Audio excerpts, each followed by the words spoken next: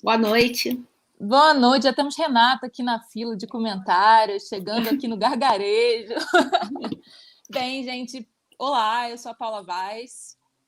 Eu sou a Isadora Mota, que ouviu muito pouco do que a Paula Vaz disse, por motivos que eu não sei ainda. Deixa eu descobrir. Eu acho que você está travando o seu áudio. Rê, aproveitar que você está aí, diz pra gente como é que tá o som, porque... Fala de novo, Isa. Isa? Peraí. Vai, fala de novo. Tô falando. Tá me ouvindo? Não. Não tá? Peraí. Vai sair e voltar, tá.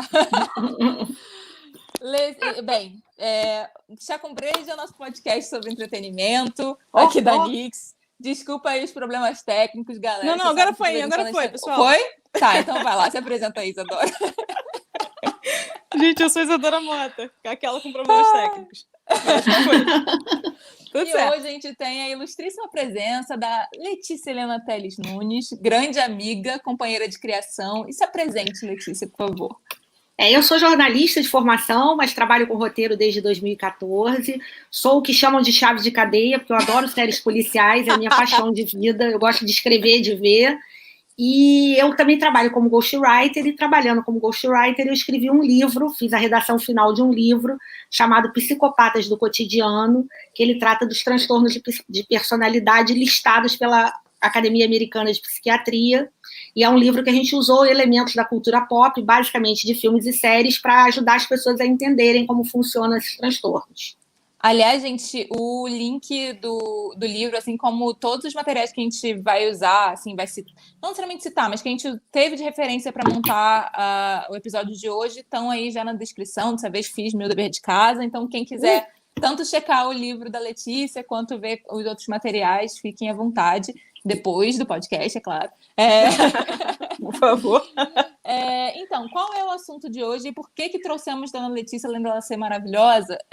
Hoje a gente vai falar de mulheres assassinas. Assim, eu botei um título bem brincalhãozinho, mas vamos falar da representação dessas mulheres assassinas na cultura pop, né, nas séries e na ficção, especialmente como é que isso vem crescendo, né? Sempre houve, né? A gente tem aí as tragédias gregas que não nos deixam mentir, já tem mulheres assassinando os outros desde aquela época, mas veio crescendo muito, e a gente botou esse episódio logo depois das anti-heroínas, muito por um motivo, assim, os artigos que falam online sobre essas personagens que vêm aparecendo, por exemplo, em Killing Eve, Louva a Deus, também assim como tem muitas protagonistas femininas, detetives, etc., estão começando a colocar as oponentes delas sendo serial killers e tal.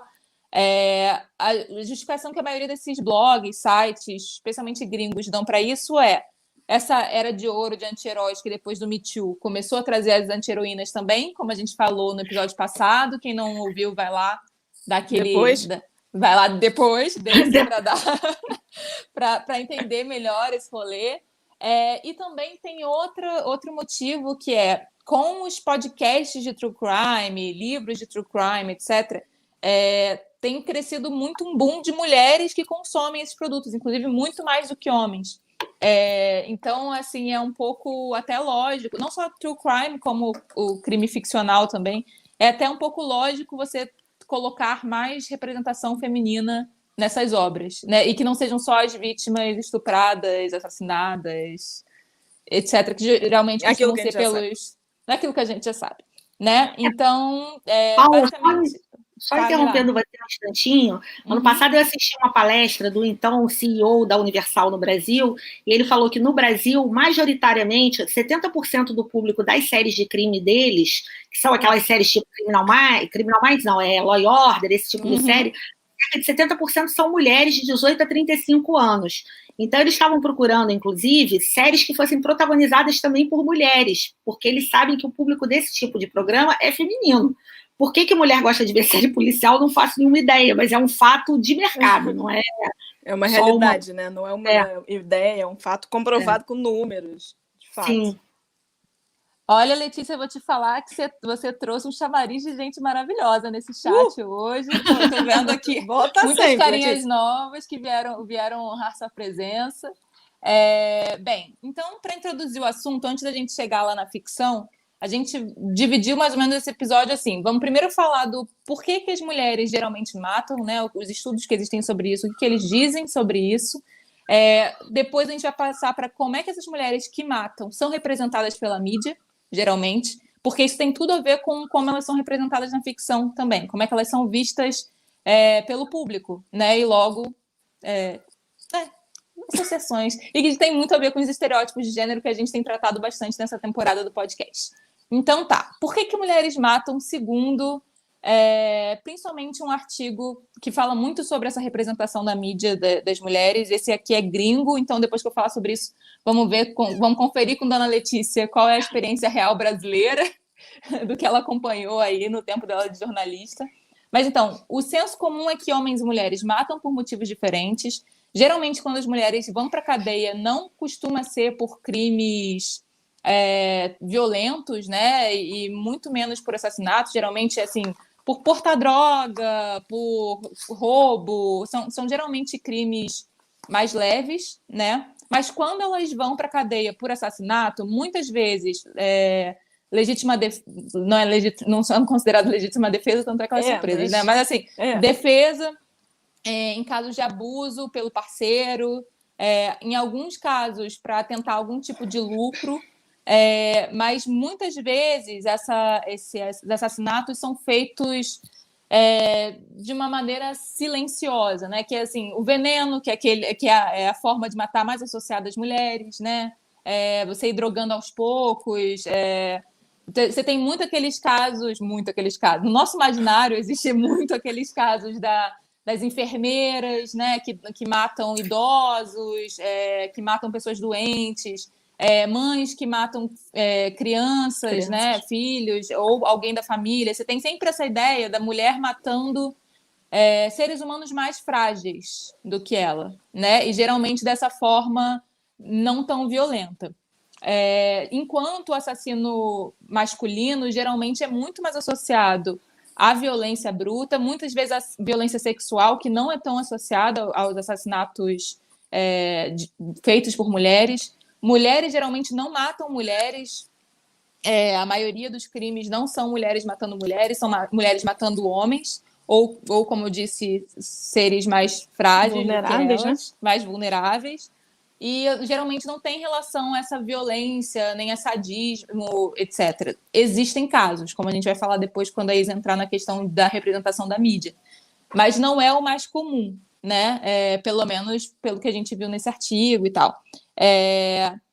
E aí eu queria conferir com você, Lê, como é que isso ocorre na realidade. A gente tem casos, né, de mulheres que cometem crimes de assassinato múltiplo e crimes mais violentos. Quando isso acontece, como a gente vai ver, a mídia trata isso como se elas fossem extremamente anormais, né? É um ser muito estranho, porque a mulher não pode matar assim, mulher tem que matar assado. Mas o que você acompanhou de perto de casos reais, assim, né? Eu, assim, acho que tem duas coisas aí. Uma coisa qualquer ser humano pode matar. Ele pode ser a pessoa mais legal do mundo e no momento de raiva mata. Isso, assim, é uma coisa. E nem todo mundo que mata está movido pela insanidade, né? A maioria das pessoas ou está movida por um ato de raiva ou está movida pela própria maldade, enfim. A gente tem alguns casos envolvendo mulheres que foram muito, muito explorados, né? A Suzane von Richthofen, a Elise Matsunaga, que matou o marido e cortou em pedaços, enfim.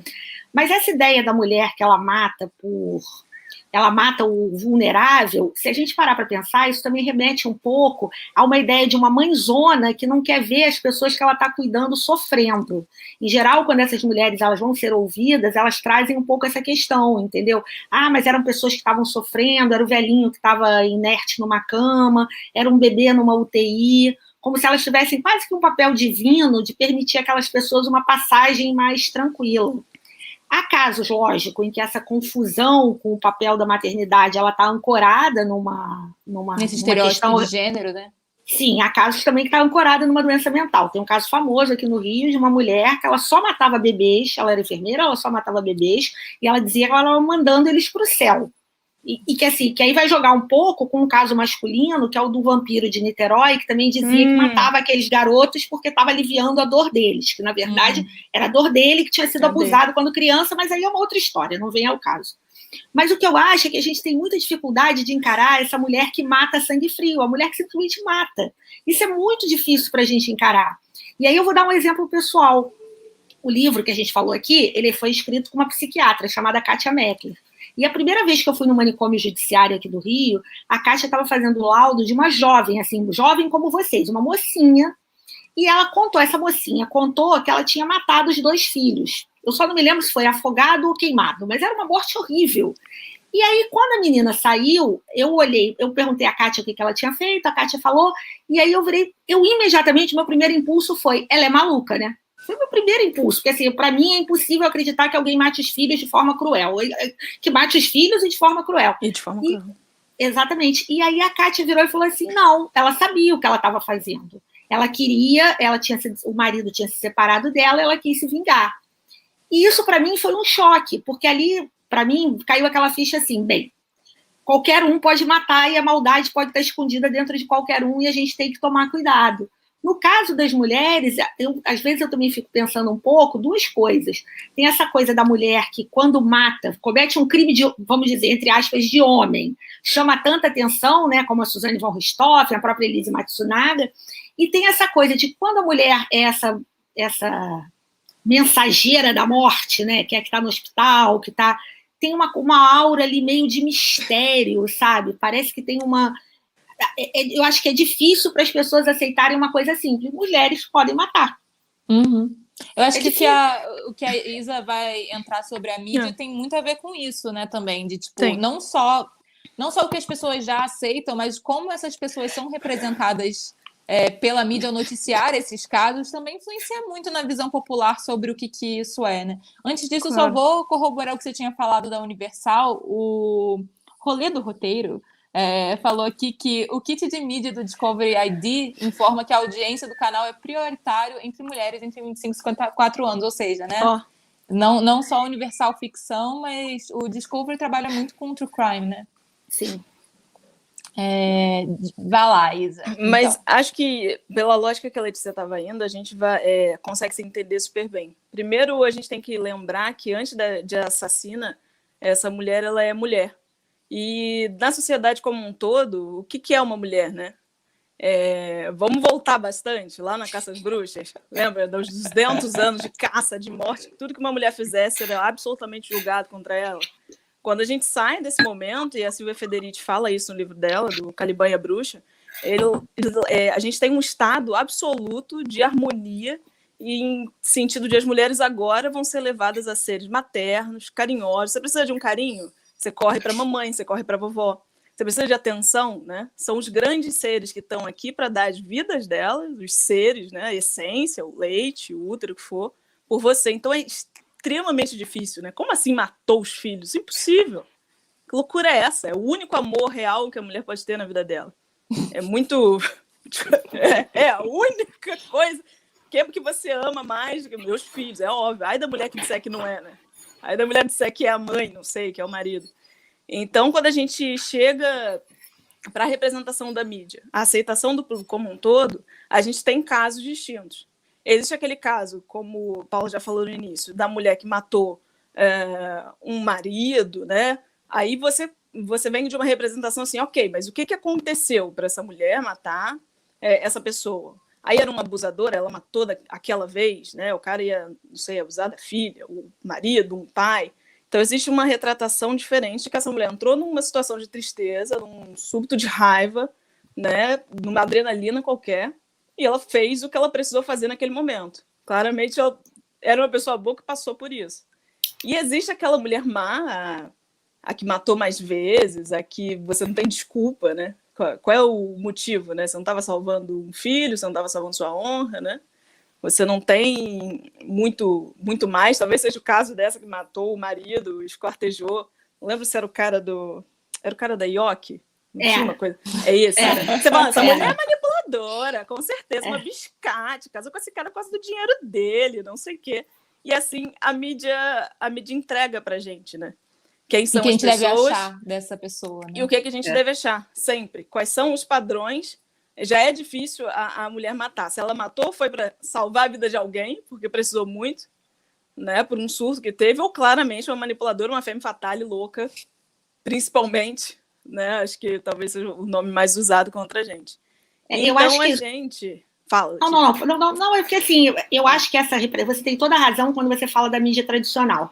Só que eu acho que graças às redes sociais, que tem muita coisa ruim, muita coisa boa, a gente hoje já consegue ler outras representações também. E com você falando, eu me lembrei uma história que eu compartilhei até outro dia, de uma mulher no Nordeste que ela foi abusada pelo pai desde os 9 anos de idade. Ela teve, sei lá, acho que 10 filhos com o pai. E ela, assim, acho que aos 12, 13 anos, ela contou para a mãe não acreditou, expulsou ela de casa, ela foi morar em outro lugar, o pai continuou abusando dela, e aí um dia ela desconfiou que o pai homem, que eu não sei nem como é que chama essa relação... Como é que chama isso, né? Ia abusar da filha dela mais velha. E aí ela contratou 2 pistoleiros para matarem ele e ele foi morto. E eu fiquei muito impressionada com essa história, porque, assim, ela poderia ter tomado a iniciativa de matar esse cara. Podia, né? Mas tinha algo dela, ela ainda tinha algum resquício de empatia e freio moral que a impediam de cometer o crime. Com as próprias mãos. Com as próprias mãos. E um filho da puta, óbvio, né? Eu acho difícil que em alguma cultura esse cara não seja um escroto, tem outra palavra, tá? Um filho da puta assim, também maior, um escroto. Exatamente, mas aí quando você pensa nela, sabe, qual é a força dessa mulher, sabe? Né? De não ter, porque assim, muitas de nós iríamos fazer o que a própria Maria da Penha, que dá nome à lei, ela foi abusada, e um dia ela reagiu. Tem aquela mulher, a Lorena Bobbitt, nos Estados Unidos, que cansada de ser estuprada pelo marido, cortou o pinto dele. Cortou o pinto dele, Entendeu? Não é uma reação que você também não acha, não é você julgar, que legal, ela foi uma pessoa elevada e não teve coragem de matar. Isso como a vingadora. Não é endeusar isso, entendeu? É uma representação péssima, né? Que faz, e a ficção faz também. A ficção faz sim, muito. O tempo todo. Mas como foi legal ler uma matéria que trazia essa história sem muito adjetivo e mostrando assim que não nem levava para esse caminho, ela não teve coragem de matar com as próprias mãos, mas isso me espantou, porque uma pessoa tão massacrada, que ficou sendo rachada a vida inteira, você é um lixo, você é um lixo, você é um lixo, ela não teve coragem de... Isso joga também para o estresse do trauma, né? Porque, assim, é lógico que tem... Você vai falar de síndrome de Estocolmo, essas coisas todas, mas dentro dela tem alguma coisa que não rachou e que não permitiu ela dar esse passo, que é matar alguém. Porque você matar alguém é você dar um passo, por mais razões que você tenha, você deu um passo ali, você passou de um limite, né? Eu achei essa história... E a maneira como a história foi narrada é muito diferente da narrativa tradicional que a gente costuma ler, sabe? Eu acho que a gente já consegue ter umas outras narrativas que talvez quem escreve e trata esses casos na grande imprensa já pudesse também ficar um pouco mais atento para o quanto isso reverbera mal no conjunto, né? Com certeza. Da depois passa esse artigo para a gente, que a gente põe aqui na descrição para quem tiver interesse. Tá bom. Eu acho que é super valioso, que no fim do dia, a gente fala muito sobre isso aqui, né? Mas a gente vive num looping, a gente não sabe quem começou. A gente é influenciado pela mídia, a gente influencia a mídia, né? A gente compra também, então a gente dá um apoio para como as coisas estão sendo, mas a gente nunca sabe, né? Quem foi que começou isso? É o ovo ou a galinha, né? Não sabe quem deu o primeiro passo, mas sem dúvida é uma percepção mais abrangente, menos limitante. A gente tem isso, e é o que você falou, da mídia mais tradicional possível, né? E realmente a rede social, da qual eu tenho um profundo entojo, mas compreendo que tem seus pontos valiosos, acho que consegue já trazer outras narrativas para a gente. E no sentido da mulher, nessa figura de pessoa má, aí a gente entra também e aí das pesquisas de Paulinha, lógico, de que no século XIX já surgiu uma ideia de mulher má e de menina má. Fala das pesquisas de Paulinha, porque Paula quem conta essas coisas. Paulinha que pesquisa as coisas, faz o roteiro. Paulinha que é completamente... Ela entra em lugares que eu não sei. A psica do roteiro. E eu honro o roteiro dela sempre. Mas deu-se então uma divisão da mulher má, né? Em teoria. Vamos sempre de teoria, né, gente? A gente não sabe, né? Do vazio do outro. Da mulher má, que é uma mulher mais masculina, mais agressiva, né? Vive fora dessas normas, das normas que a gente entende que são as que as mulheres devem seguir, né? E essa mulher recebe punições maiores. Ao mesmo tempo, também existe a menina má, uma menina mais nova, mais impulsiva, isso a gente vê nas séries. A gente vê isso nos seriados dessas menininhas. A Lolita, né? É isso, meio promíscuas, meio impulsivas, elas vão... É meio difícil saber se elas são culpadas, se elas não são. Que é a coisa da... Lolita é um clássico nesse sentido. A gente demorou até entender o que estava acontecendo com aquela menina, porque ela é uma menina de 14 anos, não é isso? 13. 13. Pronto. Então, demorou até a gente falar, peraí, mas é isso mesmo, né?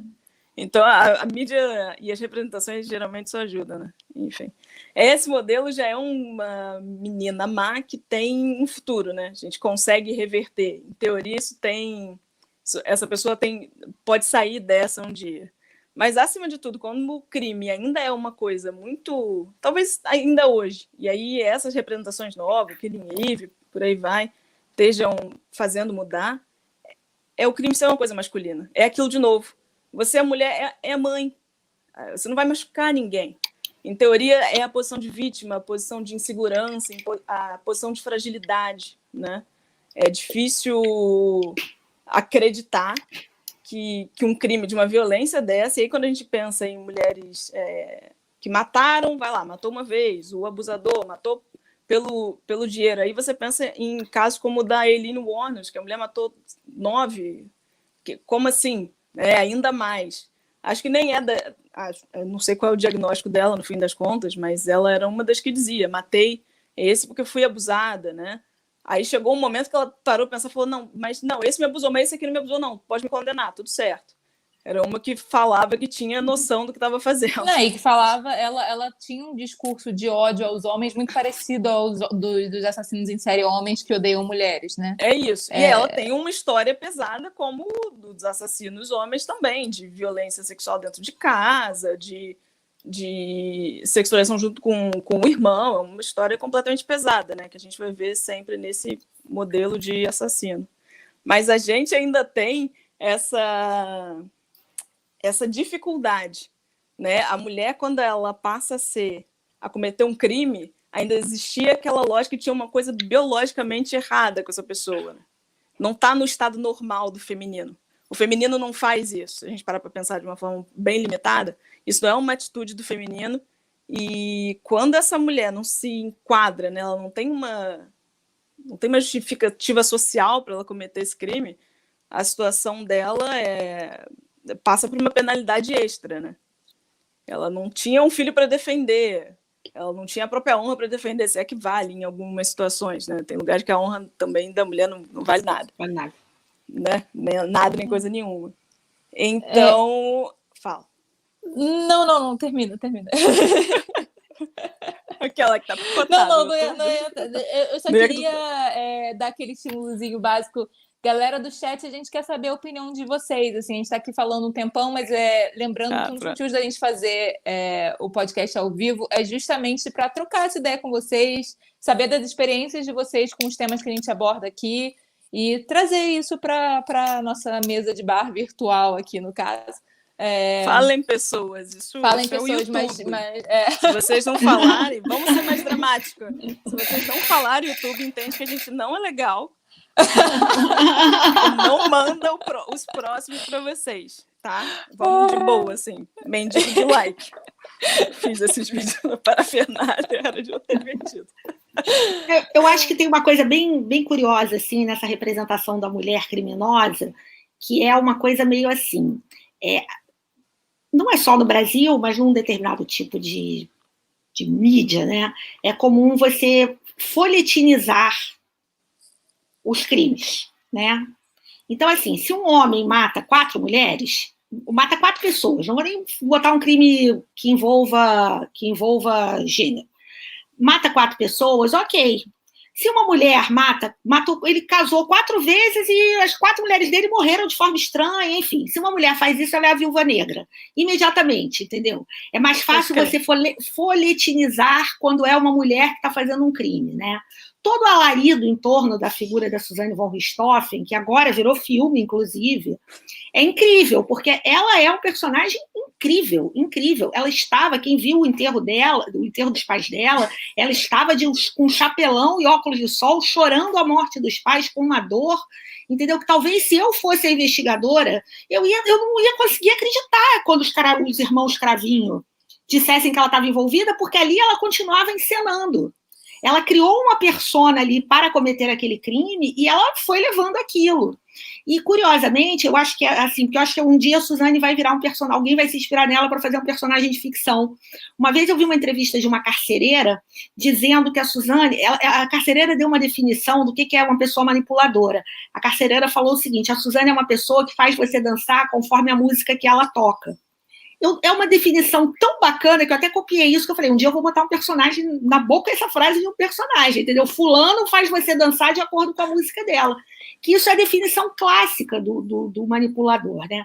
E aí, voltando um pouquinho na história, dessa coisa da representação, quando a gente fala desses transtornos de personalidade, né, principalmente do antissocial, que é o que leva para o psicopata, né, mais tradicionalmente, a gente tem que lembrar algumas coisas. O que hoje a gente chama de transtorno de personalidade histriônico é o que durante séculos foi chamado de histeria. Histeria que vem de útero. Então acreditava-se que, por exemplo, a Madame Bovary é uma histérica clássica.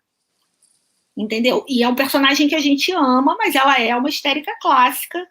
E essa coisa manipuladora, sedutora, talvez a Capitu também tivesse um pouco disso, mas como eu nunca estudei, eu não vou entrar nesse mérito, mas eu acho que você tem assim, aí você era um transtorno que ele era associado às mulheres, entendeu? Quando você não entendia o que uma mulher fazia, o que ela estava fazendo? Ela era histérica. E o que ela era histérica? Ela tinha um problema no útero. Bem, até hoje acho que não tem nenhum cientista que prove que você tem algum problema no útero afeta os seus neurônios ou o seu juízo moral. E uma outra coisa que eu queria dizer também é o seguinte: quando a gente pensa assim, a pessoa foi vítima de abuso, não sei o quê, é muito comum que quando você pega um assassino ou uma assassina em série, você vai escutar uma história horrorosa dessas. Só que a gente tem que levar em consideração que há muitas pessoas que também passam por situações absurdamente traumáticas e nem saem por aí matando. Então, eu acho que o grande dilema da psiquiatria, da neurociência, ou seja lá de quem for, é entender em que momento há esse racha na personalidade da pessoa. Porque, às vezes, irmãos criados diante do mesmo tipo de abuso, irmãos, irmãs, reagem de forma diferente. Uhum. E aí eu queria contar uma história engraçada. Um cientista americano, é um caso famoso assim, ele estava estudando os psicopatas que estavam presos num determinada penitenciária nos Estados Unidos. E ele quis fazer imagens de cérebro, né, para estudar se tinha alguma coisa em comum naquele cérebro daqueles criminosos em série. E ele encontrou alguns pontos em comum na área que chamam de limbo, né? E aí, beleza, vamos fazer a referência religiosa. O que é o limbo? O limbo não é o céu nem o inferno, é uma área intermediária que é tudo meio cinza. Beleza. E aí o limbo, não sei o que, beleza. E aí o que ele fez? Ele resolveu testar com pessoas comuns. E aí ele botou a família e os amigos todos para fazerem o mesmo tipo de exame anonimamente. E entre as pessoas que fizeram o exame, tinha um exame que tinha as mesmas características. E ele falou, vamos ver quem é essa pessoa. Essa pessoa era ele. E aí o que você faz? Quando você detecta o que ele vinha fazendo, cada vez que ele encontrava essa diferença no cérebro, ele ia fazer uma investigação mais profunda, com uma anamnese, com o criminoso e com a família do criminoso. E aí ele foi conversar com a mãe dele. E a mãe dele contou que desde pequeno achava... Mãe é foda, né? Que desde pequeno achava alguma coisa estranha nele, mas não conseguia entender o que era. E que sempre fez coisas com ele que incentivassem um lado mais positivo, ou para a arte, ou para o esporte. E ele começou a descobrir que os amigos, a mulher, os parentes, todos achavam ele meio esquisito. Mas que talvez tivessem atribuído essa esquisitice a ele ter querido estudar uma área tão sombria, que é você estudar o cérebro de criminosos em série. De fato, ele tinha na cabeça dele, assim, cientificamente, ele tinha o formatinho do serial killer. Só que o ambiente em que ele cresceu permitiu que ele não virasse essa pessoa. Do mesmo modo que tem outras pessoas que nascem num ambiente muito violento, muito abusivo, e que talvez não tenham esse defeitinho, né? E que consigam superar isso de outra maneira. Uhum. Né? Então, é sempre bom, porque eu me incomodo um pouco também quando eu vejo, assim, até rapidamente, adiantando um pouco o que a gente vai falar, na segunda temporada do Alienista 2, da segunda temporada do Alienista, é tanto trauma que a antagonista tem, mas tanto trauma, que eu fiquei pensando como é que aquela moça não se matou. Não se matou, né? Sim. É isso. Entendeu? Porque, assim, é impossível você ter todos os traumas do mundo e você não querer acabar com a própria vida e virar um criminoso que não teve isso que vocês falaram da Eleanor. Ela não distinguia quem fazia mal a ela e quem não fazia. Ela ia matando quem estava na frente. Eu acho que uma das coisas que mais me incomodou, além dessa vitimização nessa representação específica, é justamente a forma como ela mata aleatoriamente. Assim, parece que ela tem um padrão, mas eles, quando interessa ao jogo narrativo, muda. Eles cagam pro padrão dela, entendeu? Sim, então, acaba que a personagem perde a caracterização. Mas eu queria aproveitar que você puxou isso. Essa história me lembrou muito outra série que não tem nada a ver com essa representação de mulheres que matam, mas do Filho Pródigo, porque tem toda essa coisa... Não sei se chegaram a ver. Tá no Globoplay. Tem uma coisa muito interessante que é um clichê do clichê do clichê, mas que eles aproveitaram muito bem na série, que é assim... É um menino que é filho de um psicopata, serial killer, e aí ele, inclusive, entregou o pai, e aí ele ficou com aquela sombra de que ele vai ser igual ao pai, sabe? Aquela coisa. Até porque isso também tem uma questão genética, e é genético, mas ambiente, né? Pelo menos pelo que eu vi, tanto no livro da Kátia, quanto em outras referências, é uma mistura das coisas, né? Então eu achei super interessante, porque parece com essa história, porque como ele teve um ambiente diferente, ele de fato não, ele só é viciado em desvendar outros assassinos em série, né? Ele ajuda a polícia, aquele esquema bem procedural chavão, né? Do assistente da polícia, etc. Mas tá, vamos seguir. Antes então da gente passar para falar mesmo das representações na ficção. Já que em ficção a gente trabalha muito com motivação de personagem, queria aproveitar sua expertise para explicar para a gente quais são as motivações possíveis por trás desses assassinatos, né? Você, inclusive, conversa muito isso comigo desde que eu te conheço. Você está trabalhando em um projeto que discute muito a questão aliás, 2 projetos que discutem muito a questão da diferença entre loucura e maldade, o que é psicopatia, né? Essas coisas. Então, eu acho que valia, antes da gente entrar nisso, entender muito bem o que são essas coisas, para a gente ter um chãozinho para partir, sabe? Outro dia, eu vi, só completando o que você falou, Paula, nos Estados Unidos já fazem até um teste que eles chamam de DNA da maldade, que não sei quem assistiu Defending Jacob, que é uma série da Apple, e eles falam um pouco, porque o avô do menino é um serial killer, e aí eles fazem esse teste para ver qual é a tendência que você tem até aquilo. Na verdade, outro dia eu ouvi uma definição assim do que é louco e do que não é, que eu achei ótimo. O que é insanidade? A insanidade é uma doença mental. Né? Você está fora de si. É o esquizofrênico que ele mata alguém porque ele está ouvindo vozes. Né? Como eu contei aqui, era a moça que matava bebês porque ela achava que ela tinha uma missão divina de mandar esses bebês para o céu. Então, ela basicamente matava os bebês pobres em situação de saúde muito ruim. O que a gente chama de psicopatia é um déficit mental. Porque, assim, a esquizofrenia, a bipolaridade, essas coisas, elas têm tratamento. Você toma remédio, você faz terapia e você tem uma vida normal. É, de fato, uma doença, né? É uma doença. Ela é tratada como... Ela não tem cura, mas você consegue levar uma vida convencional, né? Você vai controlar as vozes que você escuta, as suas alterâncias de humor, enfim. Que é um pouco como a Carrie, né? A Carrie é bipolar e ela toma remédio e ela fica bem, né? A psicopatia, ela é um déficit. Então, ela vai trabalhar onde? Ela vai trabalhar em 3... O que faz a gente não cometer um crime, né?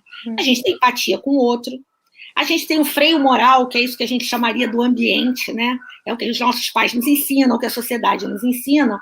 E 99% das pessoas tem medo de ser punido, né? Tem medo de ir para a cadeia. Normalmente, quem tem esse déficit, que a gente chama de psicopatia, ele não tem uma dessas 3 coisas ou não tem as 3. Em geral, não tem empatia com o outro, por isso é que comete crimes horríveis, entendeu? Quando você vê o Charles Manson, que matou a Sharon Tate, aquele crime é horroroso, ele matou uma mulher grávida, abriu a barriga dela, entendeu? Não, ele não foi a covardia de mandar outros matarem. Né? Mandou os outros, ficou lá olhando. Sim.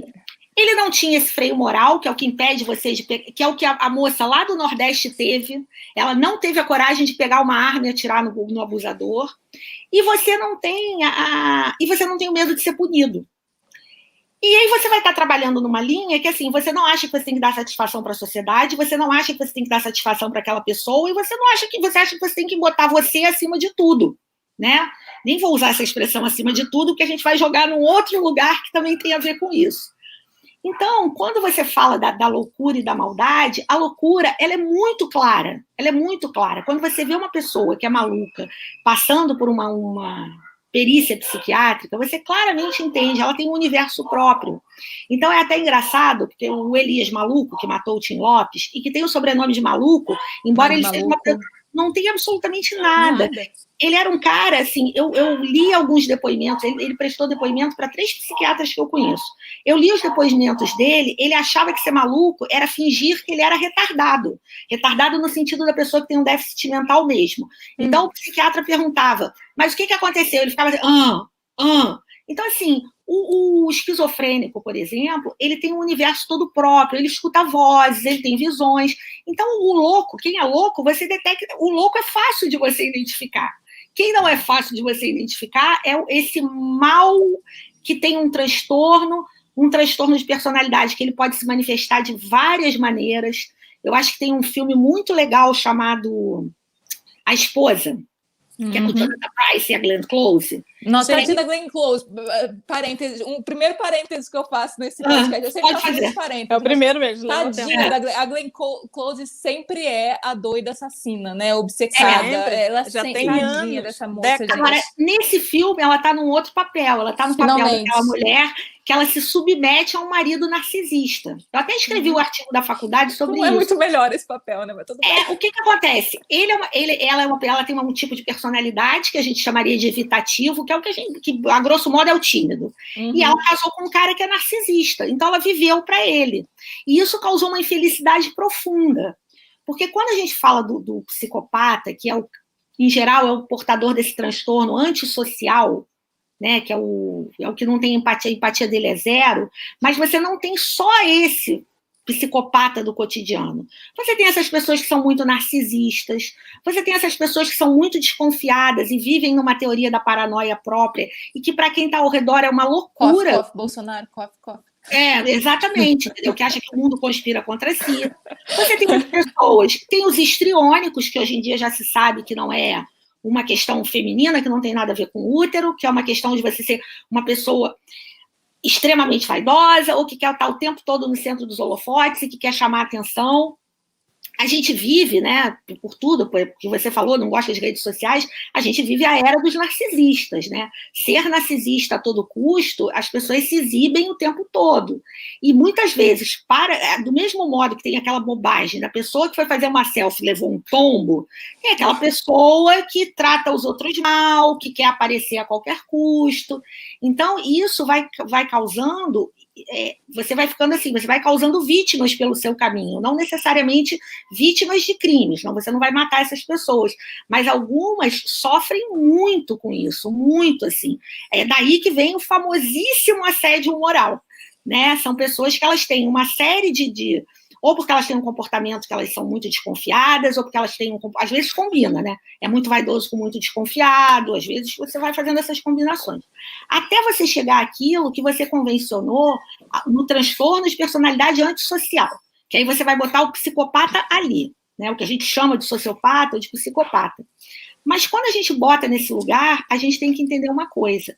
Uma pessoa que, quando comete um crime, ela tem um diagnóstico de transtorno de personalidade, o que isso quer dizer? Quer dizer que ela tem um déficit mental, mas que ela era capaz de entender o que ela estava fazendo e que, mesmo entendendo, ela fez.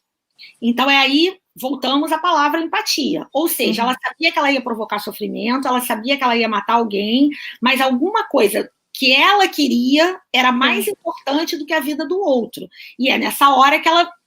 E aí isso não tem o que fazer, não tem cura, não tem tratamento, você mantém a pessoa sob controle, mas não tem o que fazer. Essas pessoas, todos nós temos um tracinho de alguma coisa, né? O livro, narcisismo, principalmente, né? Está em voga, como você disse.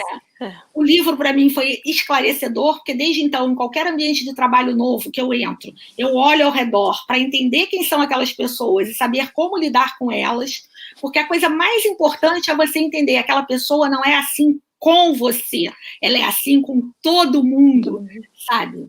Para ela, como diria o Sartre, o inferno são os outros, mas para a gente não pode ser assim. É aí que dá muito errado. E aliás, outro parêntese, fazer um jabá muito rápido. Gente, quem puder, tá? Inclusive, da última vez que eu vi, ele estava no Kindle Unlimited, o seu livro com a Kátia.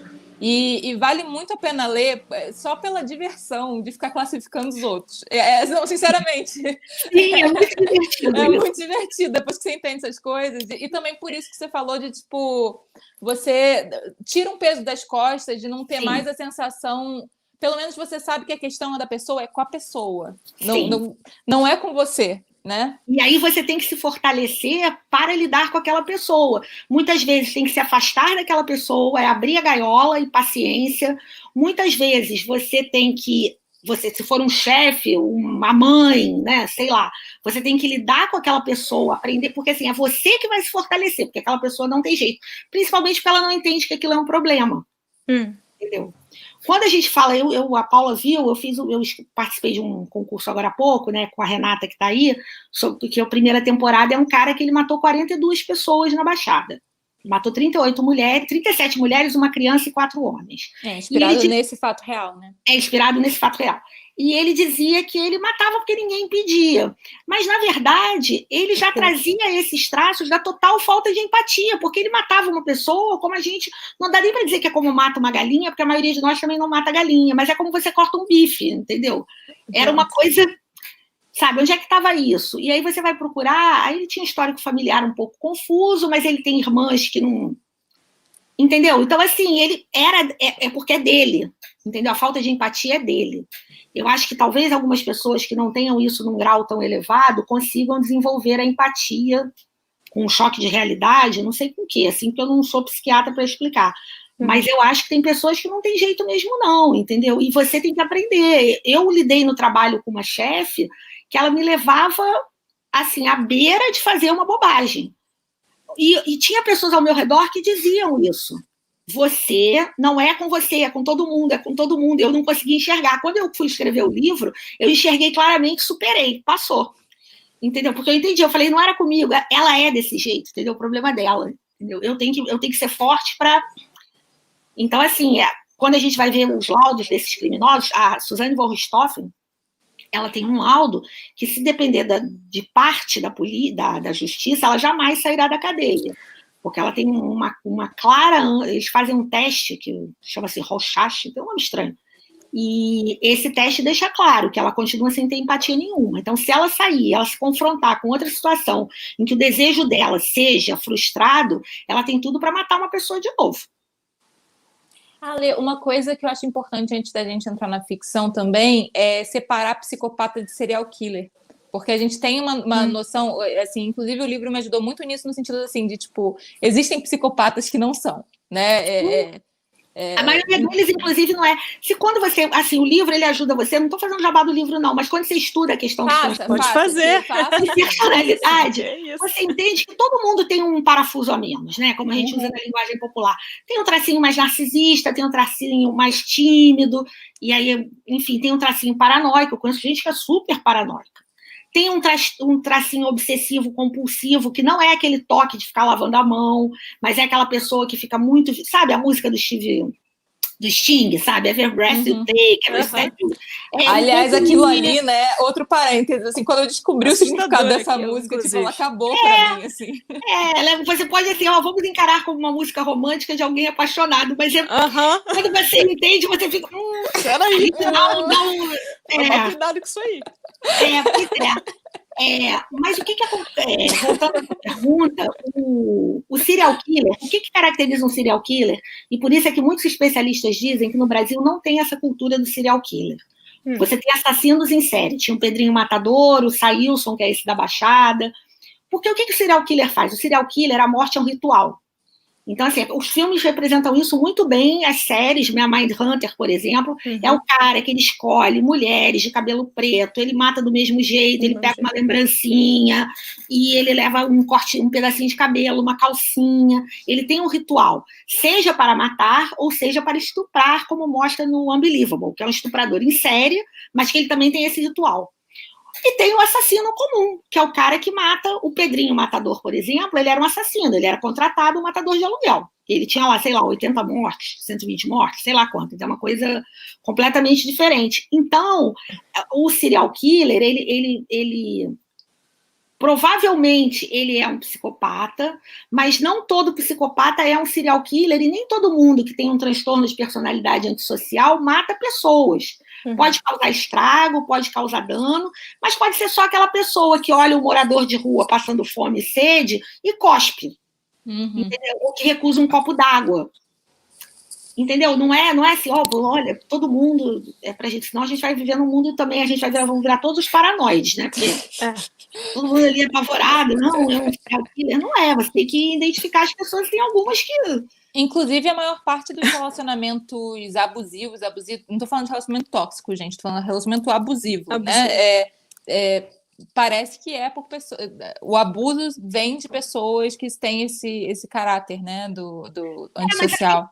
E aí uma coisa importante também, Paula, porque em geral, assim, só existe predador porque tem presa. Isso é uma coisa que a gente não pode deixar de ter em mente. Muitos relacionamentos abusivos se criam porque a pessoa que está nesse relacionamento, o abusado, ele se alimenta disso. É horrível falar isso. É horrível. Porque eu sei que a maioria das mulheres tem outras questões dos homens, das pessoas, tem outras questões. Mas tem muita gente também que está nesse... É exatamente o caso do filme A Esposa. Quando você começa a ver o filme, você fala, gente, por que essa mulher está casada com esse cara há tanto tempo? Por que ela não deu na cara dele? Por que ela continuou aí, né? É muito complexo, acho até que vale a gente, em alguma temporada, que caiba isso, porque, para quem está conhecendo agora o podcast, a nossa proposta é fazer temporadas temáticas, né? Essa específica tem a ver com os estereótipos femininos na ficção, mas a ideia é ter outros tipos de coisas. Mas eu acho legal a gente ter um episódio relacionado às representações de relacionamentos abusivos e tal. Mas existe muita coisa do ritual nesses relacionamentos, né? Sim. Mesmo que a pessoa não tenha essa tendência inicial, se você entra nesse ritual de que o afeto, a dopamina, tem a ver com esse conflito, né? Sim. E que tem a coisa do ódio, e depois, logo em seguida, você tem o êxtase do amor, a lua de mel, né? Como chamam. É uma coisa muito particular, né? E assim, você tem pessoas que não se submetem, que entendem rapidamente como é esse jogo e saem do jogo. Tem um outro filme muito legal chamado Grandes Olhos, que a Amy Adams faz uma pintora famosa nos Estados Unidos. E ela conhece o Christopher Waltz. E é claramente uma relação dessas, entendeu? A relação, ela considera ele um protetor. Então, ela coloca ele nesse lugar. E ele que é ele tem essa coisa do narcisista. Então, assim, ele fez um casamento perfeito, porque alguém que é muito carente e uma outra pessoa que sabe que pode dar um pouquinho que dê já vai manter aquela próxima. Então, um alimenta o outro num círculo vicioso doentio, e que às vezes quem olha de fora para e pensa, mas... E você não entende que ali tem duas pessoas precisando de atenção. De ajuda, né? De ajuda. E ajuda de papo, né? Porque ela já vem de um outro relacionamento abusivo, né? O pai do filho dela também era um relacionamento abusivo, um relacionamento assim. E também a gente tem que entender que algumas pessoas têm esse transtorno de ser agarrado, assim, né? O evitativo, que é essa pessoa que faz do outro um objeto de admiração.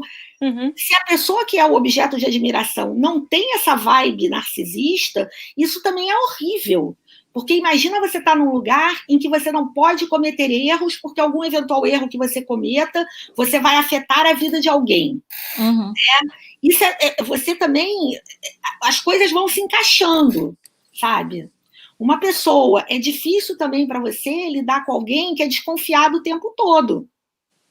A não ser que você seja uma pessoa que gosta que você seja narcisista e que você gosta que o outro desconfie que você está traindo ele. Se relaciona o ciúme é uma demonstração de amor, né? Tem gente que faz. Mas aí tem que se completar esses padrões de cada um, né? Exatamente. É sempre que vai funcionar. Mas mesmo assim, eu acho que deve ser muito tóxico, né? Não é? Acho que sem necessariamente que é um dúvida, bom acho que sem relacionamento. dúvida. Sim, Mas, sem gente, dúvida. a gente já foi para um outro lugar. Fui eu que puxei o bonde, mas a gente foi para um outro Foi lugar. quem? Vamos voltar Peraí. para as nossas assassinas.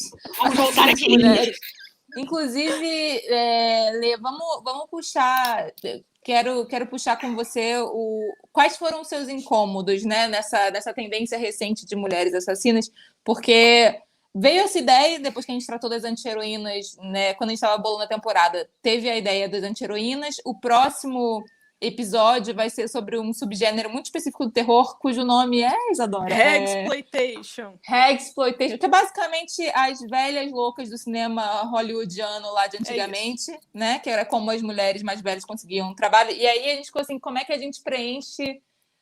como é que a gente faz uma transição interessante entre um episódio e outro? E aí veio essa ideia por causa desse boom, né? De mulheres assassinas.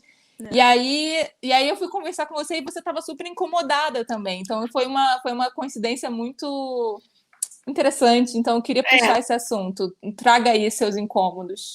Eu acho o seguinte, eu acho que a mulher pode estar no papel da assassina clássica como a Killing Eve, entendeu? Ela é uma assassina, pronto. Não tem ali, ela foi abusada na infância, o pai se pendurou na ponte. Ela mata pessoas. É o papel que a gente tem o direito. Por que a gente não tem o direito de ter esse papel na sociedade? Secularmente a gente estava apanhando e morrendo. Agora a gente quer sair matando também, beleza. Não vejo problema nenhum nisso. O que começou a me incomodar, e assim, e tem uma série até muito anterior a isso, que é o Alias Grace, que é uma série da Margaret Atwood, que também ela é no tempo do alienista, né? No período, assim, que também é um pouco o tempo do Freud, e que ali é uma mocinha, e essa mocinha, ela ficou órfã, e ela sofreu muito, e não sei o quê, e ela cometeu um crime horroroso, e ela engana o alienista, que hoje é o psiquiatra. Ali eu já fiquei pensando assim, sabe, a gente está ali do papel da vítima que foi para um outro lugar, já fiquei meio ali. O Alienista 2 me irritou muito, pelo que até falei aqui. A antagonista, ela tem todos os traumas do mundo, assim, ela só faltou sofrer uma lobotomia, porque é o pai que todo o resto aconteceu. O pai pendura na ponte, ela ficou pobre, ela não pôde estudar balé em Paris, a mãe era uma cretina que tirou a filha dela. Falei, precisa de tudo isso? Para quem está chegando agora, rapidinho, gente, a gente tem que começar com esse aviso, mas assim, sempre vai ter nesse podcast spoiler. Se você está chegando agora, levou algum, gente, desculpa, faz parte do que a gente está fazendo aqui. Desculpa, Letícia, vai ser interromper, mas... Não, tá certo. E aí, assim, e você falou uma coisa que é certa, ela mata assim, entendeu? Não é aquela coisa de você matar. Não tem modus operandi, não tem entendeu? Assim, eu quero sair matando, eu quero mostrar uma mulher matando. Que também é um pouco no Freud, que é uma série que muita gente não gostou pela violência. É uma série, bom, é Freud, então, meu crush, Freud, Foucault, pessoal que é crush intelectual, que é uma série que eu achei muito legal, o personagem da Flair, porque trata de um distúrbio de múltiplas personalidades, mas a mãe adotiva da Flair, ela também está num lugar ali de promover rituais sexuais, sabe? E é uma coisa meio mística, eu não terminei de assistir ainda. Meio assistindo. Bruxa. É uma coisa que eu não estava esperando. Quando saiu a série Freud, eu estava até esperando que eu associasse essa coisa de caso de investigação, porque é o que faz sucesso, né? Eu estava achando que ia por esse caminho. Mas eu não imaginava que eu ia ver um misticismo associado à hipnose, uma coisa assim que não era dele. Inclusive, a briga dele com Jung tem traços disso, né? Então, assim... Eu fiquei não tão incomodada, porque meu estudo de psicanálise é muito pouco para escrever personagem ainda, eu espero estudar mais, mas... Mas é curioso que esse lance da hipnose acaba jogando a favor do Freud, porque ela mostra claramente como você tentava entender a mente humana por meios um pouco difusos. Mas a caracterização da mãe adotiva da Flair, que a Flair é a protagonista feminina da série, a gente pode dizer isso, porque o protagonista masculino, assim, ela é meio bruxa e promove uns rituais sangrentos com sexo e drogas. Gente, assim, foram buscar isso aonde? Sabe? Inclusive, o rolê do roteiro... Qual é o seu nome, rolê do roteiro? Porque eu não consigo ver direito pela logo e só vejo escrito rolê do roteiro. Mas ele falou, vocês acham que essa representação do feminino na ficção remete de alguma forma também para a sexualidade ou manipulação por conta da Bíblia e a Eva, o pecado original? Eu acho que sempre tem isso. Assim, são dois arquétipos, assim, não são arquétipos só bíblicos, né? A gente vê isso, inclusive se você vai estudar os arquétipos, tem muita gente que usa os deuses e deusas gregas e tal. Você sempre tem esse lugar da Afrodite, que pode pender para a femme fatale, né? Que usa o sexo e manipula e vai para esse pecado original. E você tem a ai, gente, a deusa matrona, que é a mulher de Zeus. Juno. Juno romana era grega. Mas que tem esse lugar que pode ir para o lugar da mãe louca, né? Que é outro e que tem vindo. Eu acho muito interessante que, assim, ao mesmo tempo que a gente tem que retratar essas mulheres, essas histórias femininas e as questões que a sociedade impregnou as mulheres, e por isso existem uns crimes muito específicos, por exemplo, o Munchausen lá, eu não sei se homem tem Munchausen, né? Que é Munchausen o nome daquela doença que a mulher começa a matar, cuidado, né? É o mitômano, né? Exatamente. E que tem isso tanto no The Act, que é baseado numa história real, né? Pensando em mulher assassina. Para quem não conhece isso, gente, lembrar que sempre a gente tem que explicar, porque a gente nunca sabe qual é a referência das pessoas, né? Mas basicamente são mães que vão matando os filhos aos poucos, criando doenças que não existem. Resumindo assim, de uma forma muito porca, tá? Eu acho que vale ir lá pesquisar mais, mas basicamente... Dá um Google. Ela tem um Sharp Objects, Objetos Cortantes, uma série magnífica com a Amy Adams. Aliás, a Amy Adams, ela sabe interpretar super bem mulheres, muitas coisas assim, né? Porque no filme Era Uma Vez um Sonho, que não é um filme que tem rigorosamente nada a ver com o que a gente está falando, quer dizer, tem a ver, é uma maneira de representar as mulheres. Mas ele é um filme até curioso, porque ele mostra como uma pessoa, né? No caso, o rapaz, como é que ele vem de um meio tão tóxico e ele consegue passar por todas aquelas barreiras mantendo a empatia, e ele entende que em algum momento ele precisa se separar da mãe, porque se ele não se separar da mãe, ele não vai sobreviver. Ele tem essa compreensão de como em algum momento esses transtornos, eles podem acabar com a vida das pessoas, e ele aposta nele. E não é uma atitude egoísta. Quando ele faz isso, E é uma atitude que, na vida real, fez até ajudar a família meio que a se reconstruir, né? Mas, assim, isso que ele perguntou é curioso, porque a série que para mim, assim, que tem a melhor representação de mulheres numa série policial, que é o Killing Eve, né? Matando Eva, matando a mãe, assim, a primeira, né? A primeira que ofereceu a maçã, todas essas coisas que a gente já falou secularmente. E é curioso porque a mocinha não é uma pessoa feita, ela é uma policial burocrática. É a assassina que é uma assassina mesmo, de atirar, de organizar atentados, de fazer essas coisas. Então, essa inversão dos papéis, né? Porque ali, se você joga, por exemplo, na lógica do 007, ali o 007 é aquele... a Villanelle.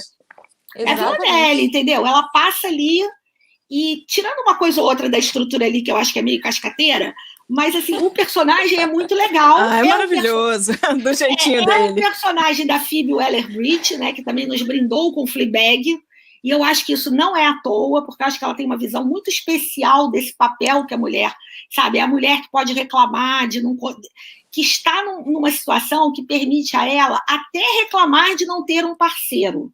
E está numa situação de não matar por causa de um homem, porque isso também é um clássico. Quando você vê a Atração Fatal da amada Glenn Close, ela faz tudo que faz, cozinha o coelho, não sei mais o quê, por causa de um homem. Secularmente, as mulheres assassinas no cinema estão agindo por causa de um homem. Fazendo, e guarda sua linha de raciocínio rapidinho, Lê, mas assim, fazendo link com o que eu falei lá no início, não é que isso não tem a ver com a realidade, gente. A gente vive numa sociedade em que as mulheres são criadas para amar e para cuidar. A gente ainda vive nessa sociedade, então é claro que essas questões afetam, inclusive, a forma como as mulheres matam. E quais são as obsessões. Quando elas têm distúrbios, quais são esses distúrbios? Quais são os focos? É claro que isso afeta, mas a questão é que a ficção também afeta muito a realidade. Então, quais representações a gente quer? Eu acho que é muito sobre isso também, né? Do tipo, é claro que vamos representar o que as mulheres vivem e sofrem, mas vamos também procurar outras formas de representar que podem seguir outro rumo, né? Vamos começar a jogar novas formas de narrar, novas formas de narrar mulheres, né? Assim, não só mulheres, mas no nosso case específico aqui de hoje, mulher né? em especial. Mas, por exemplo, tem a novela que está passando 10/8, A Força do Querer. Essa novela me incomodava muito, muito a representação da Bibi Perigosa. Nossa. Por quê? No Brasil, mulher que se mete no crime, ela tem 3 destinos básicos. Vai ser presa e abandonada pela família, porque as estatísticas comprovam que o número de visitas a mulher presas é muito menor do que a homens presos. Até porque não tem mulher para visitar ela, né? Não, mesmo quando tem família, a visita do parceiro deve ser uma coisa assim de 1% da população feminina carcerária. O parceiro abandona a mulher quando ela é presa, mesmo quando ele também não é preso. Tá? Então tem isso, uma opção é essa, e a outra opção, na verdade eu falei 3, são 2, e a outra opção é você ser morta, porque quando você se mete com crime, meu bem, entendeu? A mulher é o lado mais fraco, não tem esse papo, tem muitas consequências na vida. Então aquela ideia do glamour em torno da Bibi, não sei o quê, e aí ela passa um aninho na cadeia e casa com o Rodrigo Lombardi. Eu falei, gente, isso é um desserviço, mas é um serviço, porque assim, não é assim que acontece na vida real. Todo santo dia você lê a história de menina de 12 anos, de 13 anos, que ainda tem essa questão, né? Porque não, assim, o tráfico, a milícia eu não sei, mas o tráfico é assim, você tem 13 anos, ele achou você gostosinha, para usar uma expressão horrível, ele vai lá e ele coopta você para ser mulher dele e não tem discussão. E nem sempre você tem muita opção, né? Porque não tem, eu acho que não tem opção, geralmente. Não tem opção, entendeu? E assim, aos 16, se você resolver estudar, fez alguma coisa que desagradou ele vai te matar e acabou. E é isso. E uma lógica perversa nisso, que é o seguinte, muitas meninas também, elas querem ascender a esse posto de mulher de bandido, porque isso, por incrível que pareça, dá alguma segurança. Dá alguma coisa, né? Entendeu? Então, assim, é uma lógica absurdamente perversa. Então, quando eu vi aquilo, glamourizada, ela linda, a Juliana Paz linda, no baile, eu falava, gente, assim, cadê o Ministério do Vai da Merda? Porque é jogar muito contra, sabe? Não é jogar contra. Não é você uma mulher, ela pode assumir o comando do tráfico como assumiu a Bibi Perigosa, que é a da vida real, que em algum momento ela foi a chefe do tráfico. Mas isso teve uma consequência devastadora para a vida dela. Eu tenho uma amiga que também escreveu um livro, que eu até deveria ter convidado ela e acabei esquecendo. A Raquel de Oliveira, ela foi a número 1 do tráfico na Rocinha. E a Raquel, ela conta histórias assim, ela foi uma espécie de Bibi Perigosa também. Mas ela não tem a menor glamour desse tempo, sabe? Ela foi vendida pelo avô numa roda de jogo aos 8 anos, e foi uma escalada, e foi o que deu para fazer, foi como resolveu. Sabe, não é bacana, não tem essa. Eu acho que quando a mulher está nesse lugar, não é um lugar em que a redenção seja possível, sabe? E aí a gente joga naquela coisa que está muito em falta na nossa sociedade para homens e mulheres. Atos têm consequências. Se um dia a Villanelle for presa, ela será julgada pelos seus crimes e ok, mas ela tem que ser julgada pelos seus crimes e não pelo fato de ser uma mulher. E eu acho que a série amarra isso muito bem, porque não transforma ela numa femme fatale sedutora e assassina. Nunca. É verdade, entendeu? Nunca faz. Ela faz o que ela tem que fazer e ela vai ter consequências desses atos lá na frente. Entendeu? Todas essas mulheres, a Suzane von Stoffen está presa, a Elise Matsunaga está presa, todas estão presas, entendeu? Assim, porque é isso. Mulheres podem cometer crimes? Podem, mas elas têm que ser julgadas e condenadas à luz da lei do Estado de Direito brasileiro. Acabou, sabe? Claro. Porque quando você romantiza esse papel, ela foi abusada, não sei o quê, não é que isso não tem importância na motivação da personagem. Mas a partir do momento em que ela sabia que aquilo era errado, e mesmo assim ela fez, entendeu? Você pode dar 1000 justificativas. A polícia brasileira não funciona, a justiça brasileira não funciona, ok. E tem mulheres que passam a vida inteira e que na hora H elas contratam um matador para matar o abusador porque elas não conseguem. Então, assim, acho que a gente tem sempre que pensar nesse papel da mulher, entendeu? Como ela consegue se manter forte eticamente. Porque, mal ou bem, a Villanelle, no itinerário, na jornada que ela traçou para ela é firme naquela jornada. Muito firme, entendeu? Eu acho, também. Ela é muito firme. E chega um momento que ela até defende quem ela acha que tem que defender e toma decisões muito claras, né? E o personagem da Sandra Oh começa a entender aquilo de uma forma diferente. Sabe? Ela passa a ter ali, ela sai daquele lugar de uma assassina para, opa, peraí, sabe? O que essa mulher representa além? Porque a gente falando isso parece que a gente está defendendo que mulheres saiam por aí matando e não é isso. Não é inclusive, isso. Justamente contra. Inclusive, é bom citar aqui também, já que a gente está citando Killing Eve, outra que eu acho que é muito bem feita é a Louva a Deus, embora a Dona Isa não curta muito. É muito bem feita. Existe ali uma questão sobre a representatividade trans ali, que é um pouco estranha. Precisamos pontuar isso, mas em termos da assassina principal, que é representada ali, por que ela mata, como ela mata, eu acho aquilo ali muito bem feito. Com certeza. Mas também eu acho legal a gente pontuar isso, de que uma das coisas interessantes é que ela é presa. A Vingadora, o papel da ela é presa. A Vingadora não deve, assim como os Vingadores não devem, sem baduntos com a Marvel, mas assim, esse lugar do super-herói vigilante, e se a gente pega isso na questão da vingança contra o sistema, etc., assim, o que a gente tem que tentar... Assim, não é que a gente tem que, né? Não vou ditar regras para a ficção dos outros, para a arte dos outros, não é sobre isso. Mas eu gostaria de ver mais narrativas que falassem sobre vamos tentar mudar o sistema ao invés de agir em paralelo a ele, porque não há mais jeito no mundo, entendeu? Eu acho que a gente precisa de mais narrativas positivas nesse sentido de como é que a gente muda o sistema e não como a gente, já que o sistema não funciona, vamos sair por aí matando estupradores a Bom Dia, Verônica, que eu acho que, assim, que bom que tem uma série brasileira fazendo tanto sucesso de thriller policial, com protagonismo feminino. Eu acho que, assim, Camila Morgado mandando bem pra caramba, entendeu? Tem muitos pontos positivos naquela série. Mas eu acho que esse lugar da vigilante e do não dá mais jeito, vamos matar geral, eu acho que, assim, não ajuda a causa, entendeu? É um lugar do girl power que a gente discutiu tanto no episódio de Mulheres Fortes quanto no Anti-Heroínas. Esse lugar do girl power, do porra louca, né? Ou da Vingadora, ou da mulher forte, que você associa isso, quase uma masculinidade. Para a mulher ser foda, ela tem que ser masculina. Tem que ser masculina. Esses lugares, assim, eu acho que assim, são, ao mesmo tempo que tá bom, estamos vendo representatividade, mas ao mesmo tempo eu fico muito preocupada dos caminhos aos quais isso pode levar a gente, sabe? Em termos de representações narrativas. Eu acho que tem uma coisa aí também, que é o seguinte, quando você traz uma... Primeiro assim, matar bandido não leva a nada, porque se resolvesse, a política de segurança no Rio de Janeiro há 30 anos matar bandido, a cidade está cada dia mais violenta. Então, é fato que isso não resolve. Há exemplos na sociedade de mulheres, assim, e a gente tem visto a ascensão, né? A mulher está chegando mais na polícia civil e na polícia militar também. E embora você tenha ainda muitos casos de corrupção, você consegue já ver um olhar, assim, um pouco mais atento, talvez até por serem pessoas mais novas, que estão entrando numa estrutura. Assim, não adianta você querer implodir a estrutura e sair matando por aí, a gente sabe quem serão as pessoas mortas, né? Exato. A série é bacana porque ela mostra um rapaz de classe média sendo morto. Na vida real, a gente sabe que no vigilantismo, quem é morto, né? É preto e pobre. Então, é isso. Eu já detesto essa ideia de cara, ela já me traz uma ojeriza.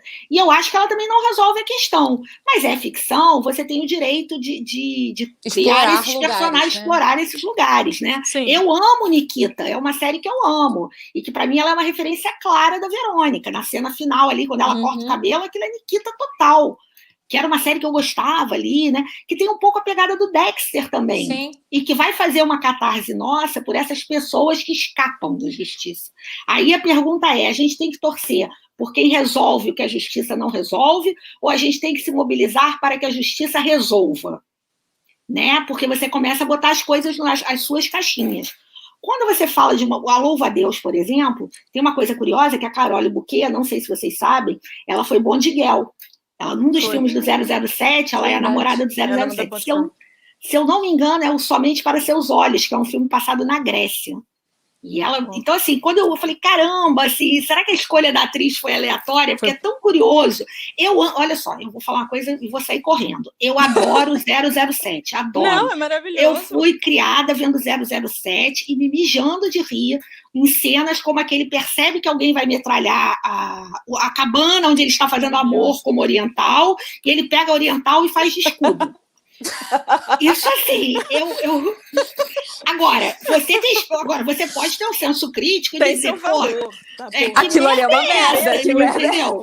Que merda é essa, sabe? Hoje eu olho aquilo, mas assim, eu acho que o 007, por mais que ele seja um personagem machista, misógino, seja lá o que for, ele tem um pouco essa construção do personagem que tem fissuras. Ele não é uma pessoa, ele não é o Capitão América, sabe? Ele tem problemas nele, e esses problemas é o que tornavam o personagem tão atraente. No Louvo a Deus, quando eu vi a Carole Bouquet, né, eu falei, caramba, será que foi aleatória essa escolha? Você pegar uma Bond Girl para botar nesse papel tão cheio de nuances, e aí você pode trazer uma coisa também. A questão da psicanálise para os franceses é mais ou menos como comer baguete no café da manhã.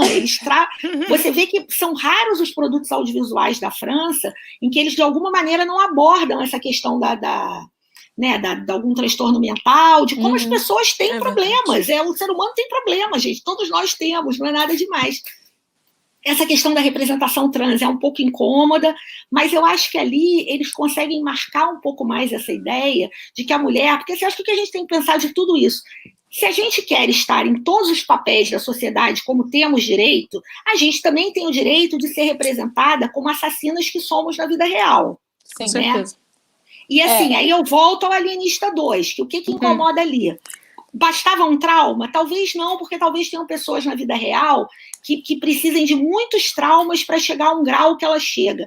Mas ali é uma misturebança, porque é a morte do pai, a perda da condição social da família, é o roubo da filha, é o conflito com a mãe. Sabe? É meio gratuito demais, eu acho que a diferença da Louva a Deus é que é muito específico, é muito claro, toma-se ali uma decisão, cadeia, crime, ok, eu sei, você sofreu abuso, lamento, tal, mas você matou tantas pessoas, eu sei que eles eram malvados, tal, cadeia, ficou, e se desenvolve. Te falar que me incomoda uma coisa, eu até pontuei isso no último episódio, que quando eu falei lá da criadora de Sharp Objects, né, e do Gone Girl e tal, que é a Gillian Flynn, e que ela fala dessa questão de mostrar as sombras das mulheres. Eu acho que ela romantiza um pouco essa sombra das mulheres, de um jeito que... embora eu acho que ela escreva bem pra cacete, tá? É uma autora que eu gosto de ler por causa da escrita dela, independente, e que ela cria personagens interessantíssimos. Não é sobre isso, não é que eu não acho a série interessante de ver, mas é porque... eu acho que, assim, a gente já conhece Medea, entendeu? E que não é que não seja um caso real, e não é que a gente não... Mas eu começo a ficar incomodada no sentido, assim, de, tipo, já que vamos mostrar esses casos, o romantizar disso, dessa forma, as doenças mentais femininas, vai para um lugar ali que eu fico numa encruzilhada do tipo, ao mesmo tempo, isso tem que ser representado e criticado de alguma forma, mas, por outro lado, assim a gente já, não é como se isso já não tivesse sido colocado no cinema. Muitas e muitas e muitas vezes, a mulher nesse lugar, entendeu? Eu não sei se só dar voz a essas personagens, do jeito que ela de fato dá voz a esses personagens, né? Gone Girl é exatamente isso, né? Mas eu não sei, eu sempre me incomodo um pouco. Alguma coisa em mim não eu acho que Sharp Objects, que era uma série que a nossa amiga Amy Adams merecia ter levado o Emmy, porque ela tá espetacular. Ela tem uma cena que eu acho muito importante para as pessoas verem, porque na cena, vou dar um spoiler aqui, quem não viu, paciência. Mas para mim ela tem uma cena O, que eu adoro cena O. O que é cena O? É aquela cena que você está assistindo a série, entendeu? Aí de repente, que isso, assim, que é quando ela vai tomar banho de banheiro e você vê que ela é toda cortada ali, puta que pariu, você fica pensando assim, cara, o que tem? Porque é muita coisa que tem aqui.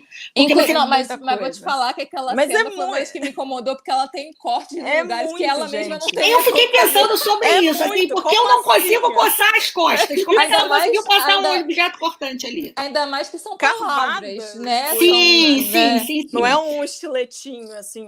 Mas é porque essa essa questão da mulher que se corta, e principalmente daqueles cortes ela vinha trazendo da adolescência, essa questão das meninas que se cortam, ela é uma questão muito grave para a qual a gente não dá atenção também. Quando você fala que está sempre nesse lugar da doença mental, né, a todo instante está no lugar da doença mental, eu vou jogar para uma série que tem crime, mas não é uma série policial, que é o Big Little Lies. Ali tem um crime de sororidade. Cada uma tem o seu problema, né? Uma é mais histriônica, a outra tem um relacionamento sexualmente, que de vez para nós, assim, pô, o cara bate nela, mas ela bate no cara, eles têm um acordo ali. Né? Tem uma menina que foi estuprada, eles têm um acordo, assim, não dá, a gente tem que ter a maturidade de entender que pessoas fazem esses acordos também, por mais que para os nossos olhares eles sejam, eu não faria, mas ok. Ali você tem um crime de sororidade, assim, tanto que quem empurra, quem mata ele, entre aspas, é a Zoe, mas ele é um crime daquelas 4 mulheres, e ali, essa questão do que cada uma tem um pouco fora do que a gente chama de convencional, ele joga naquele momento, mas ele não é mostrado como um fator para... O que aconteceu ali? Uma mulher, ao saber daquele abuso, e empoderada pela presença de outras mulheres que, de uma forma ou de outra, estavam diretamente ligadas àquela questão, ela se sentiu encorajada a botar um fim naquela situação. E isso é muito diferente do vigilantismo. Muito. Aliás, aviso daqueles que a gente faz várias promessas, mas eu prometo que ano que vem a gente vai começar a cumprir essas promessas todas que a gente faz aqui no podcast, mas assim, esperem um vídeo sobre esse subgênero das mulheres que matam amigas por sororidade, crime, amigas pelo crime. Não necessariamente matam, mas que cometem crime juntas, geralmente em defesa. Porque isso é quase um subgênero, né? De tanto que a gente vê desde Thelma e Louise, a gente vê esse rolê... E tem códigos. E assim, Thelma e Louise, curiosamente, Thelma e Louise, que é um filme antigo, como é Atração Fatal, isso é muito bem construído em Thelma e Louise.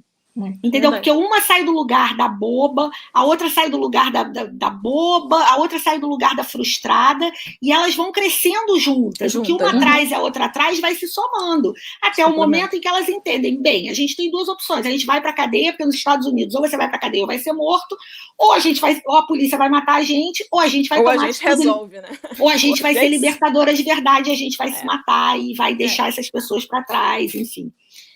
Thelma e Louise eu acho um filme incrível, assim, ao contrário de Atração Fatal, que é uma sucessão de clichês que você fica...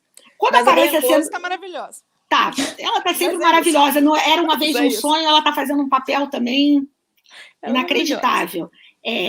Mas voltando um pouco a essa história, por que eu falei do Big Little Lies? Porque ali você tem um crime em que todas têm alguma coisa que você já percebeu que elas não são aquela mulher, não é o estereótipo da... Todo mundo diz, é o estereótipo da dona de casa, não sei o quê. Não, não é. Elas todas têm alguma coisa ali que... Mas isso não é o fator principal para elas cometerem aquele crime. Entendeu? Isso é muito legal.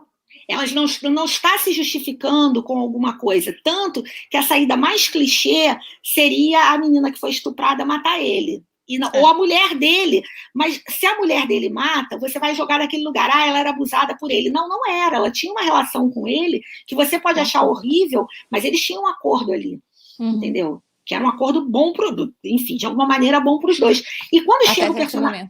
Sim, quando chega o personagem da Meryl Streep, ela traz um pouco esse olhar do espectador, da mulher mais convencional, que começa a olhar aquelas mulheres ali, e ela é de uma outra geração, e ela não entende bem como é que funciona aquele grupo de mulheres ali. E aí ela desconfia que tem alguma coisa errada, porque a primeira a desconfiar é a mãe dele. Porque, assim, naquele universo, elas estavam integradas ali, eram mulheres... Você não tá assim, uma é maluca, uma grita na rua... Não, sabe? E num determinado momento em que foi preciso, elas agiram. Nesse aspecto, e que também joga também para a questão da Villanelle, né? São mulheres que fazem o que tem que fazer. O que tem que fazer, talvez o que tem que fazer para a Villanelle, a maneira que ela encontra para ganhar dinheiro é matando gente. Aproveitando o transtorno dela, que, né, a pessoa precisa de um transtorninho básico para poder conseguir fazer aquilo, né? Sim, ela não tem empatia, mas ela não tá... Mas você não fica... Aí, assim, até uma série que eu sei que você tem dúvidas sobre ela, que é o Homeland, A Carrie, ela tem um transtorno bipolar e que ele é revelado numa cena em que você vê uma agente da CIA levando um homem desconhecido para dentro de casa. Você fala, bem, que é isso, entendeu? A pessoa que trabalha com a paranoia 24 horas por dia, pega um estranho no bar e leva para casa. E ali você já deixa claro. Mas eu acho que no Homeland, a doença a Carrie não se permite colocar no lugar de vítima que tentam colocar as personagens com doenças mentais, mesmo quando elas são assassinas. Porque é o que acontece no Alienista 2. Ela é uma assassina, mas ela é uma vítima. E a Carrie não está nesse papel. Eu tenho uma doença mental, eu cometo erros por causa dela, mas eu também cometo erros quando eu estou tratada e, portanto... E eu acerto quando eu estou sem tratamento e quando eu estou com tratamento. Então, eu sou eu. É você botar a mulher, quem é aquela pessoa? Sabe, ela não é uma doença mental ambulante. Não é uma doença. Entendeu? Importante. A menina do Alienista. Eu já me comprometi a reassistir, assim, porque a minha lembrança do que eu vi da primeira temporada era que a doença dela era associada a ela acertar, por exemplo. As intuições dela eram associadas a isso. Mas eu já me comprometi, vou reassistir, vou dar mais uma chance para ver como isso é representado. Vou reassistir. E tem uma coisa muito bacana que é você ver isso, entendeu? É você ver. Porque aí, quando você já bota uma outra série policial, por exemplo, The Bridge, que a policial tem síndrome, tem o transtorno do espectro autista Asperger, né? E também não tem essa noção, como não tem a noção da convenção social, ela não tem noção de perigo. Na série, eu ainda não vi a versão dinamarquesa, eu já até baixei, mas eu ainda não vi. Que é o Brown, tem um nome... Eu ainda não vi. Na versão americana... Tem algumas cenas em que eu falei, acabou aqui, entendeu? Porque assim... eu acho que eles não rolou uma pesquisa boa ali em relação à doença. Essa foi uma que... Parênteses, é uma boa série policial, tá? Sim. É uma ótima série policial, inclusive a ideia, né, original é sensacional. Tanto é que foi adaptada para vários formatos, não só a norte-americana, teve outras, se não me engano. Teve uma francesa e inglesa, tiveram outras adaptações. Mas essa questão de como a doença é tratada é bem complicada. É bizarro ali, entendeu? Ali é bizarro, porque você parece que você... Ali sim é o contrário do que em Homeland. Que em Homeland, a doença, ela não justifica os atos da Carrie, porque quando ela está sob tratamento, e, portanto, ela está, entre aspas, sob controle, ela age do mesmo jeito. Aquela é a Carrie. É uma mulher que tem transtorno bipolar e que precisa se medicar para poder se manter sob controle. Essa é a Carrie. Entendeu? Então, eu acho isso muito bacana, muito, muito, entendeu? E ela ela se apaixona, enfim, ela faz coisas que mulheres comuns fazem, entendeu? E aí você joga o outro aspecto, que é como para o outro é difícil lidar com alguém que você sabe que é diferente. Porque isso também é um problema. Entendeu? Como você lida? Aí vai jogar para o que a gente faz. A gente vê uma mulher assassina e fica parado. Porra, mas o que é isso? A gente não consegue achar que ela pode sair desse papel de mãezona, ou quando é uma assassina que não é uma sexy de pernas cruzadas, esperando para dar um tiro no 007, entendeu? Não é a Glenn Close em Atração Fatal. Nem a Obcecada. Nem outra, né? Então, assim, não sei se tem mais algum ponto, gente, antes da gente ir para saideira, de indicar. Não sei se... Eu acho que do roteiro a gente já cobriu tudo, sim, mas eu queria checar se... Aquela louca do roteiro. Tá certa, sei lá. Não sei se tem alguma coisa que a gente não cobriu, alguma coisa que você queria falar ainda, Lê. Não, eu acho assim, eu acho que a gente tem que... Aí é uma coisa mais genérica, que é o seguinte, parece que agora toda protagonista feminina, seja em série de comédia, seja lá do que for, ela tem que ter um pé na doença mental. Eu acho que você também não precisa ser isso. Um pé mais do que um pé, né? Você tem que ter os dois pés e você começa... Mais que normal de todo mundo, né? Como exatamente. Os franceses. Exatamente. Assim, porque nos produtos audiovisuais franceses, você vê que a psicanálise é uma questão, duas coisas que perpassam, a psicanálise e o amor pela literatura, né? Sim. Então, mas é uma coisa cultural deles. Então, assim, você necessariamente tem que ter alguém que tem acessos de raiva. Na comédia, às vezes funciona, porque fica engraçado você exacerbar uma característica. Mas, assim, me incomoda um pouco, e às vezes eu fico pensando se não é uma vingancinha dos produtores de Hollywood. Tipo, beleza, vocês fizeram Me Too, então agora vocês vão ver onde é que a gente vai botar vocês. A gente vai ferrar vocês e botar em lugares muito estranhos, entendeu? E sem um certo cuidado, né? Mas vou te falar que uma das coisas que a gente tratou muito aqui é o meu medo do não só vir dos produtores, assim, sabe? Isso é uma coisa assim que até as mulheres que produzem estão abraçando pelo esse lugar da finalmente terem complexidades. As mulheres, além de protagonizarem... A necessidade de uma complexidade, uma que alta ótimo. complexidade. Assim, especialmente se a gente está falando de narrativa seriada, que bom e que necessário que os personagens, todos eles, tenham complexidades e que sejam bons personagens. Mas é muito difícil se os personagens femininos, quase todos, passam por esse lugar de ou doença mental, ou problemas com maternidade, ou problemas com maternidade e doença mental, sabe? Eu tô vendo muito esse lugar do jeito mas que tá eu difícil, acho que tem uma sabe? coisa de uma ansiedade, pelo menos dessa nossa geração, nessa geração Instagram e por aí vai, de meio que tentar ser tudo ao mesmo tempo.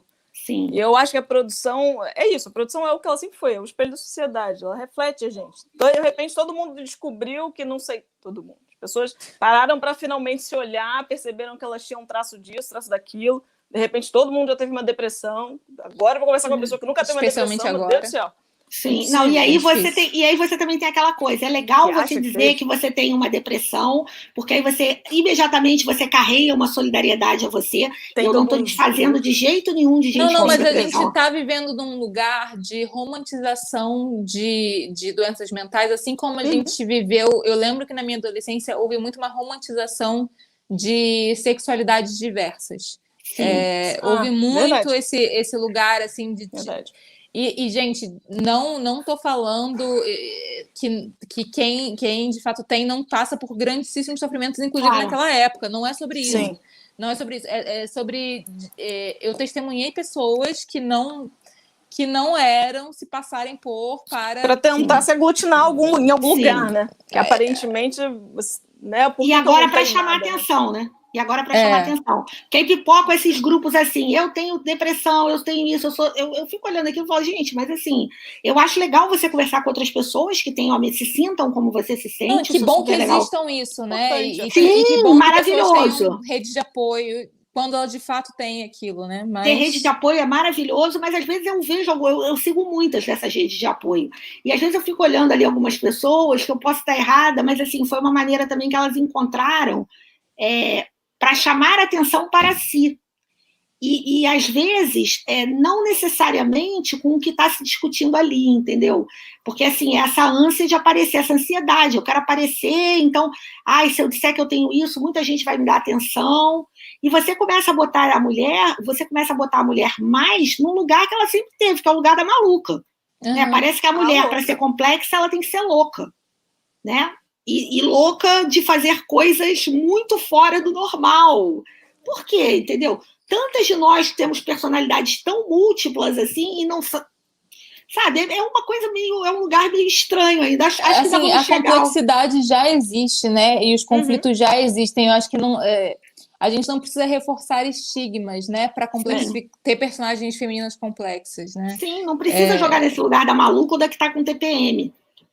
Entendeu? Pelo amor de Deus, entendeu? Vamos botar em outro lugar. E, gente, isso não é dizer que, por favor, representem doenças mentais na ficção. Não é sobre isso. Não é sobre não... E que tenham mulheres, sim, porque existem... Inclusive, se você pega, por exemplo, a própria questão do autismo e do Asperger, isso é muito mal explorado ainda pela ciência. Sim. Então, tem muito mau diagnóstico, muitas mulheres que sofrem muito com isso, porque não são diagnosticadas. Assim, não é sobre não retratar essas questões, é sobre não romantizar. Eu acho que a gente está falando de romantização aqui, né? Sim. Vamos não romantizar essas questões. Vamos, então, assim, ou você vai para um lugar quase da sátira, que é o Killing Eve, né? Que de fato ele está sacaneando muitas convenções, estereótipos de gênero ali, né? Existe uma questão. É muito ali. claro isso, inclusive. É muito claro. É muito honesto, é dito. Ou então você vai para retratar a psicopata mulher como ela de fato existe, que é o louva-a-Deus, né? Sim. Ou de fato, assim, você pega um caso que existiu, que é o The Act, né? Da Munchausen lá. Mas, assim, quando isso é romantizado na forma... O que eu não gosto do Sharp Objects não é nem até a mãe dela que tem Munchausen. É como a própria protagonista, mesmo aquela questão dela se cortar aquilo é romantizado. Eu sinto que aquela série romantiza as Para mim é um grande mentais, de alguma romantismo forma. e é Sim. série, assim, né? De Sim. passado de geração, passado de mãe para filha, como se fosse um grande... eu acho que ela como... família. Eu acho que ela, como produto, ela é bem fechada, né? Assim, o roteiro é bacana, as viradas estão todas ali, ela tem a cena O, enfim. A narrativa em si é muito bem contada. Não, muito bem construída. É isso. Muito bem construída. Mas eu gosto mais da maneira que está tanto no Killing Eve quanto no Big Little Lies. Entendeu? Porque assim, você na mostra... primeira temporada, né? A primeira temporada, que é quando elas chegam ali, né? Aí a outra foi para outro lugar. Foi para outro lugar. Eu não sei porquê. Ali na segunda temporada eu achei ali também que já vieram com esse papo. A Zoe é meio esquisita. Nossa, foi terrível. Foi terrível aquilo. Já achei que se perdeu. Primeiro que subaproveitaram a personagem na primeira temporada para construir o que ela fez. Ninguém construiu aquilo. E aí na segunda, sacanei. Mas tudo bem. A gente já tá entrando nos lugares aqui. Sim. Eu queria, já que você falou em indicar, eu queria indicar uma série que eu acho Calma, que tem vinheta pra isso, Esse é um podcast organizado. Mas, então tá bom, então bote vinheta. Antes de puxar a vinheta, vamos falar o que a gente tá bebendo, Isa, que isso a gente faz no início do podcast, a gente esqueceu com o erro de... Então... Vai, fala aí do seu chá, rapidinho. Eu bebi, né? Como vocês podem ver no More.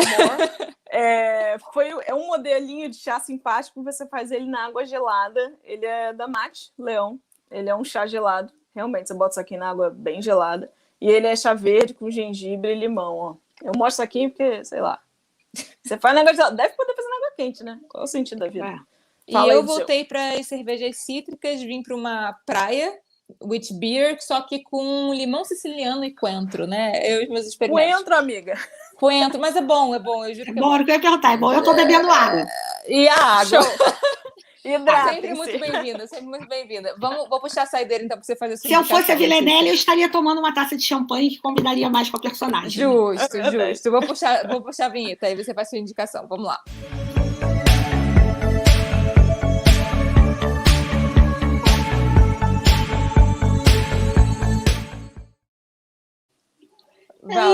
Eu ia indicar uma série que vocês falaram sobre o negócio de subgênero e que eu achei muito divertida, que é o Disque Amiga para Matar. Ótimo. Eu acho que essa série tem várias coisas legais. Primeiro, ela é de um gênero que eu acho muito difícil. É uma comédia de humor negro. Isso é aquela coisa no limiar do mau gosto, que eu acho que no terror você tem coisas que vão muito para o mau gosto, mas na comédia, né, não é o limite da piada, mas é o limite do mau gosto. E a comédia de humor negro, essa é uma comédia que trabalha com o tema da morte, né? Eu acho que, ao contrário de Santa Clarita Diet, que errou ali em algum momento. Ela começou ótima. Eu fiquei muito indignada para onde foi. Mas tudo bem. O Disque Amiga para Matar, ele tem duas mulheres interpretando muito bem, interpretando duas mulheres muito reais. Uma delas faz uma bobagem que pode acontecer com qualquer uma de nós, e isso vai dar uma cambalhota na vida delas. E apesar dessa cambalhota na vida delas, elas vão crescer tanto como pessoas e como mulheres, sem botarem elas nesse lugar de malucas. Assim, até tem uma coisa ali de você olha no começo, uma é meio mística, esotérica, aí você fica já pensando, aquela pessoa Haribo, né? Mas isso vai sendo desconstruído na série. Elas são duas mulheres normais, duas mulheres convencionais, né? Porque normal é uma palavra muito ruim. Duas mulheres, como todas nós, que acontece uma coisa terrível e elas vão ter que lidar. E é uma coisa também de atos têm consequências, e não há justificativa. Não tem justificativa. É isso, aconteceu. Vamos parar de justificar assassinato, de dar justificativa, respostinha, matou, cadê? Entendeu? É uma série muito bacana, assim, muito divertida. É bem legal. E tu, Isa? Qual é a tua saideira de hoje? Não poderia ser diferente, mas a minha indicação tem que ser Modus Operandi. Enfim, tem que ser Modus Operandi, que é o podcast Carol Moreira, Mabê, cujo sobrenome eu não me lembro agora. Bonafé. Pronto, perfeito. Que falam semanalmente de true crime em especial, né? Não necessariamente só de serial killers, mas vão além disso. Elas têm uma pesquisa super bacana, tem umas entrevistas bem legais, né? Com o Ivan Mizanzuki, do caso Evandro. Eu acho que se você gosta de crime, né? Desse assunto, aliás, vou deixar bem claro. Você gosta do tema do true crime, se curte ficar ouvindo gente falando sobre isso. Para mim é o lugar para ir, feito por duas mulheres super bacanas, entendem bastante, tem bastante bom senso também, vejam Modus Operandi, ouçam, aliás, o podcast onde vocês quiserem, eu já não sei essas coisas, Spotify, sei lá, iTunes, se ajeitam. E a minha saideira é quase igual, no sentido que também é um podcast de crime feito por duas mulheres. True Crime, que é o Que Crime Foi Esse? E a diferença dele é que ele tem uma pegada... As duas são muito bem humoradas, então tem uma coisa meio parecida com o nosso, no sentido assim, de falar de umas coisas pesadas, às vezes, assim, de que não são engraçadas em si. Ou seja, tá falando de crime, tá falando de homicídios, né, e tal. Mas elas tratam disso com o respeito que se deve, mas com uma certa leveza e com piadas em momentos, às vezes, impróprios, mas ao mesmo tempo é uma coisa muito engraçada. Beira aí o tal do... É engraçado que é uma mistura das duas coisas que vocês falaram. Beira ali esse humor complexo, ali no limite, mas que é muito bom, muito interessante e gosto muito. Inclusive, o Que Crime Foi Esse é uma paródia ali da musiquinha do Pablo Vittar, assim, é uma sacanagem. Mas que tiro foi esse? É isso? Não é Pablo Vittar, como é que é o nome? É da Jojo Todinho. Jojo Todinho, brilhando na fazenda. Que tiro foi esse? Faz todo sentido.